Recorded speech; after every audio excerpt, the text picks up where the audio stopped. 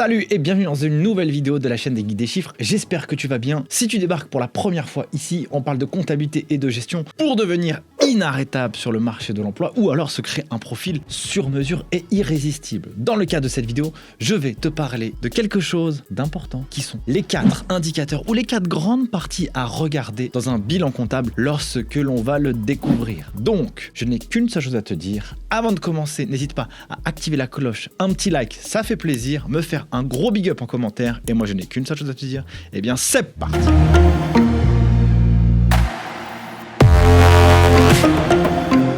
Commençons par introduire cette chose. Qu'est-ce qu'un bilan en comptabilité? Fastoche, j'ai fait ça 1000 fois. Le bilan, c'est d'un côté ce que l'entreprise possède et de l'autre ce que l'entreprise doit. Dans ce que l'entreprise possède, on a ce qu'on appelle les actifs. Long terme, actifs court terme. Actifs long terme, les immobilisations. Par exemple, une boîte, lorsqu'elle va bosser, elle va par exemple investir des logiciels, elle va créer des brevets, développer un site internet, elle va acheter des machines, un ordinateur pour bosser typiquement chez les guides des chiffres. Cet ordinateur, si je l'achète, évidemment je ne l'ai pas acheté, je l'ai loué, mais si je l'achète, c'est une immobilisation. Pourquoi? Parce que grâce à cet ordinateur, ça me permet de faire des vidéos YouTube. Et donc, si je dis ce que c'est une immobilisation en comptabilité, c'est quelque chose que l'entreprise possède. J'ai acheté l'ordi, qui a vocation à rester durablement dans l'entreprise.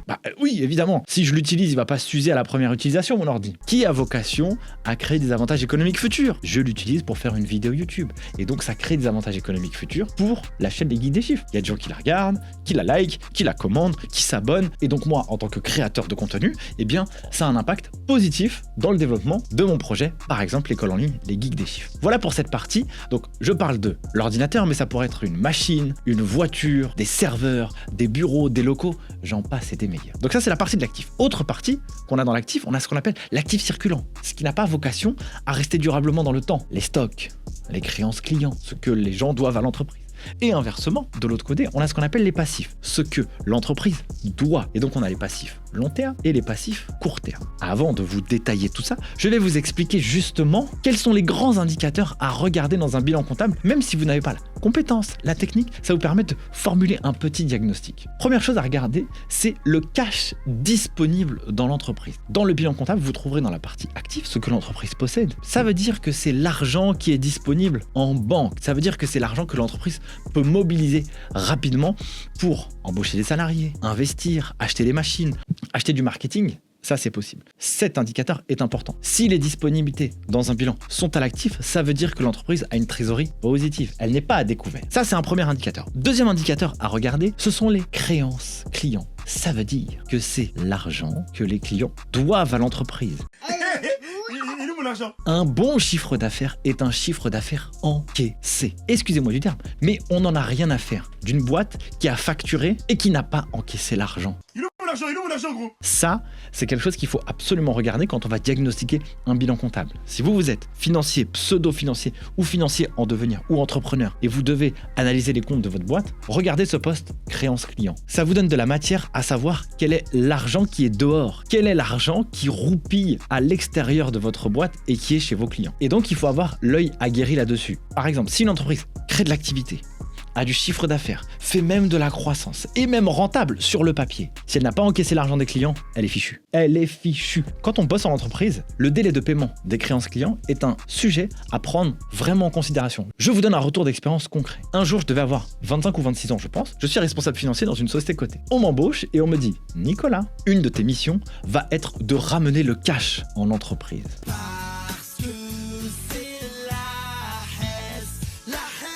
Moi, je voyais des trucs de ouf. La boîte faisait 35 millions d'euros de CA.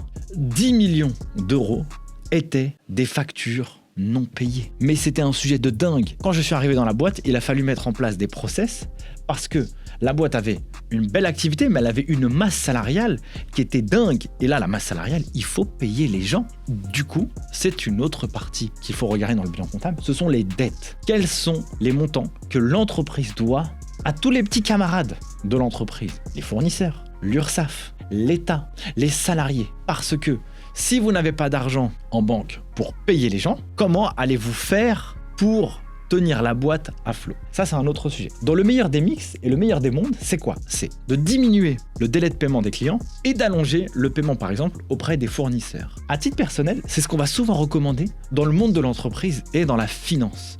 On va vous dire, essayez de payer vos fournisseurs le plus tard possible. Essayez de recouvrir les créances clients le plus tôt possible. Oui, mais il y a aussi quelque chose d'assez magique. C'est que lorsque vous travaillez avec des entreprises et vous leur payez rapidement les factures que vous leur devez, ça a un impact vertueux. Pourquoi? Parce qu'ils vous considèrent comme un payeur très rapide. Chez les geeks des chiffres, quand moi je collabore avec des fournisseurs, j'adore les payer dans un temps record. Pourquoi? Parce que ils sont rémunérés instantanément à partir du moment où ils ont réalisé leurs prestations. Voilà, j'aime bien.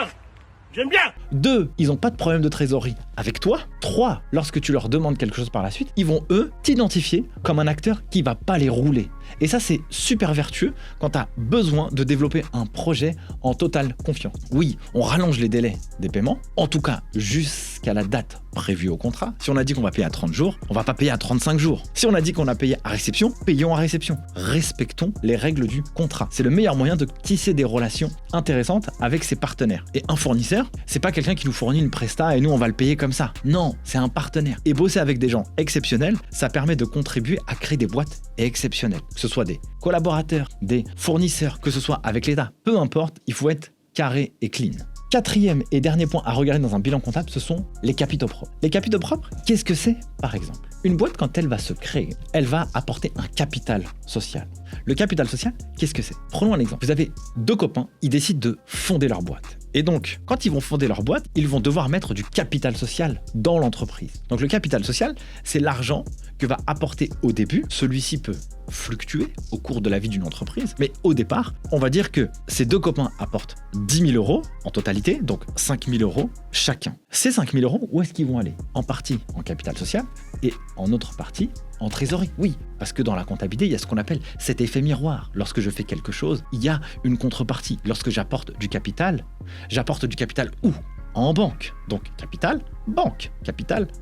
Il est important, quand on regarde un bilan comptable, d'analyser cette partie capitaux propres, où vous avez le capital social du début, et puis, je vous le fais simple, vous avez par exemple la somme des résultats qui ont été générés par l'entreprise. Si par exemple, vous avez une entreprise sur une période donnée, elle a réalisé 10 000 euros de bénéfices nets, alors ces bénéfices nets vont aller dans ce qu'on appelle les capitaux propres. Et donc, à ce moment-là, les capitaux propres du bilan que je suis en train de vous donner, c'est 10 000 euros de capital social plus 10 000 euros de résultat net donnera un montant de capitaux propres de 20 000 euros.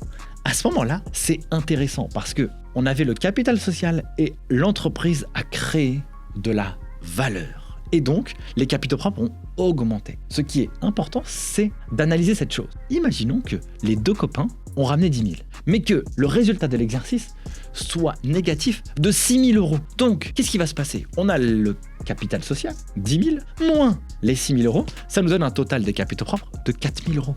Et là, il y a une règle fondamentale. L'entreprise ne doit pas avoir une somme des capitaux propres inférieure à la moitié du capital social. Ici, la moitié du capital social, c'est 5 000 euros. 10 000 divisé par 2, ça fait 5 000. Et on a des capitaux propres de moins 4 000. Donc là, qu'est-ce qu'il faut faire? Alarme! Convoquer une assemblée générale pour dire, écoutez les cocos, qu'est-ce qu'on fait?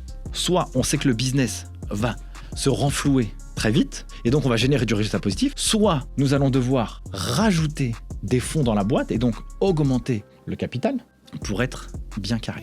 Donc pour synthétiser cette vidéo, voici les 4 indicateurs que vous pouvez regarder rapidement. Pas besoin d'être un génie. Number 1, le cash disponible. 2, les créances clients, l'argent que les clients doivent et qui n'est pas réglé. Les dettes que vous devez à tous vos petits camarades et les capitaux. Voilà pour cette vidéo. Si vous souhaitez aller plus loin et devenir un killer et un warrior dans l'univers de la comptabilité gestion, j'ai 2 solutions à vous proposer. Si vous êtes entrepreneur, vous avez un cours totalement gratuit qui vous aide à piloter les chiffres de votre boîte en seulement 2 heures par mois. Et si vous souhaitez évoluer dans l'univers de la compta gestion, eh bien, direction lesgeekdeschiffres.com, directement en barre d'infos. Vous pouvez tester nos cours. On prépare les futurs experts comptables à valider les diplômes DCG, DSCG et DEC. Sur ce, je vous remercie d'avoir suivi cette vidéo jusqu'à maintenant. Et moi, je n'ai qu'une seule chose à vous dire. À bientôt pour une prochaine. Ciao!